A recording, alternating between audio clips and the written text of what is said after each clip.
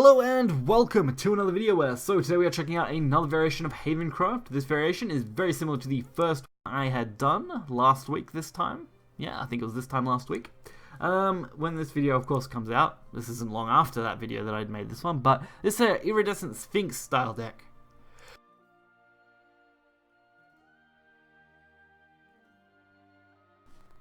So, the iridescent style Sphinx deck does focus more on amulet procs and taking advantage of those.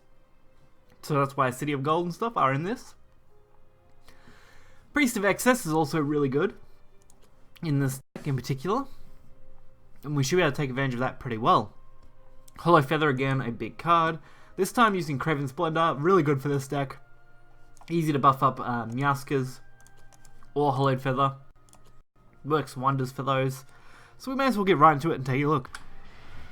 Alright, so getting into the first game here, and sorry about my voice there for a minute. I sneezed a little hard and it was not a fun time for the voice there, but should be fine now. So kicking off early with the Sneak Attack, and of course the Craving Splendor and Hollowed Feather are actually all really nice cards. I don't mind holding all three of those in my hand, as we can take pretty nice advantage of them. Although I do plan on using the Sneak Attack earlier. I probably should have held onto it and set it up to go live with the Craving Splendor so I could do the Evo Craving Splendor play, but that's fine. I also pushed the Feather Folk. I decided that against Forest, you want to go as aggressive as you can. Whether they're playing Roach or Fairy Forest, either one, if you're not aggressive, you are going to lose.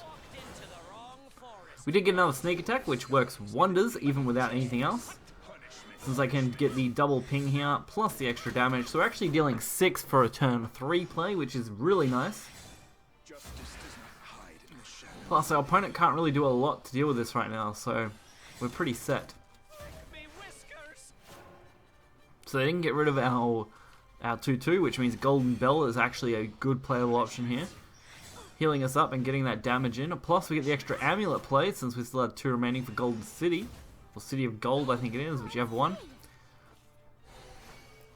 And we're very close to being able to use Craving Splendor for 8 damage next turn, meaning we're only 2 damage short from winning the game. It's actually really good with this deck if you can get a quick lethal like this, getting as close as you can. Of course, we're not quite going to have lethal, but we should be reasonably set up for the next turn. Especially since this turn is reasonably cheap, and Meowscas actually gets to stick to the board reasonably well here, forcing them to use at least some damage to get rid of him. And our Hollow Feather actually next turn is already at 6, so we can use that and attack with it. So as long as they didn't ward up or heal too much, we should be fine. And honestly, Latica isn't going to do much for them.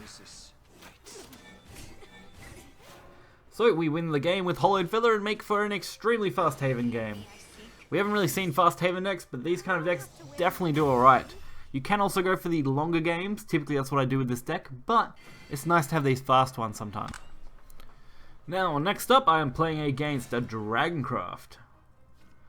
DragonCraft isn't one I worry about all too much with this deck in particular, but you've still got to be careful. Dragon just has such good power plays with the Natura cards, it does a wonderful job. The Natura cards themselves do a really good job of just supporting DragonCraft's playstyle of big drops and lots of power. Especially with Verdant Magna. Not Verdant Magna, what's his name? Why have I forgot his name? I can't remember. The main guy. I'll remember it when I say it, I'm sure. So Desert Pathfinder. Getting that out, plus the Virtuous, since we may as well play it now. Especially with Feathered Punisher in hand. Also, if you have gold and a tree out, you actually get Sneak Attack for free when you play it. Like, it automatically procs out, so it becomes the one cost follower, basically, at that point, which is really good. Plus, you get the extra value, of course. So we can go for the Featherfolk. I decided to go for the Natura and Tree this time around. Instead of playing the Sneak Attack, I actually want to save Sneak Attack until I can use it with the Evo, potentially. Since we want to go for a big damage burst turn. There it is, Valdane. That's what I was thinking of, Valdane. He is, of course, very dangerous, and anytime Dragon gets him out, I worry. So we've got to be extremely careful dealing with him. Fortunately for us, not a problem. We do have a 1 in 2 chance, of using our priest, unless we of course make it a 100% chance.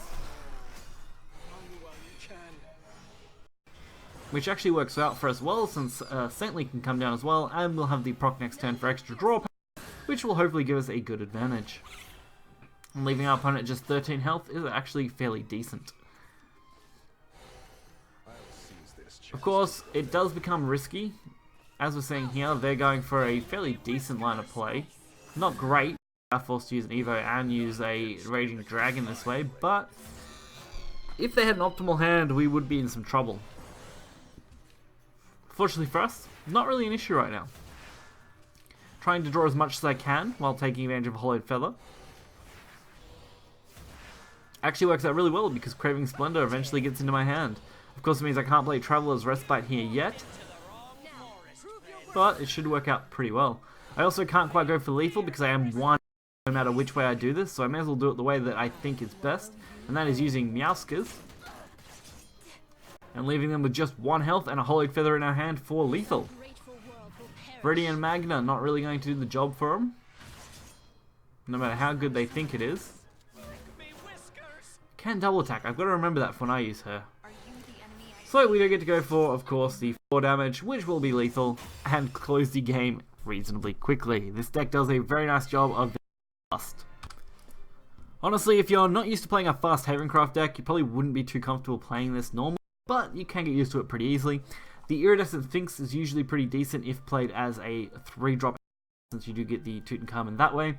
Also, when you're dragged into late game, it becomes a fairly solid late game option, and that's similar with Viridian Magna, doing the same sort of thing. Those are more your 2 late gamer cards. You can also use Priest as well as a decent late game card. Otherwise, everything else in your deck is mainly focused around early damage and getting very, very fast. And that's what Amulet Haven used to be like. It used to be more like just fast rush Haven decks, and this brings back those kind of memories. So if you guys are interested in playing this deck and you have the cards to do so, I highly recommend giving it a go.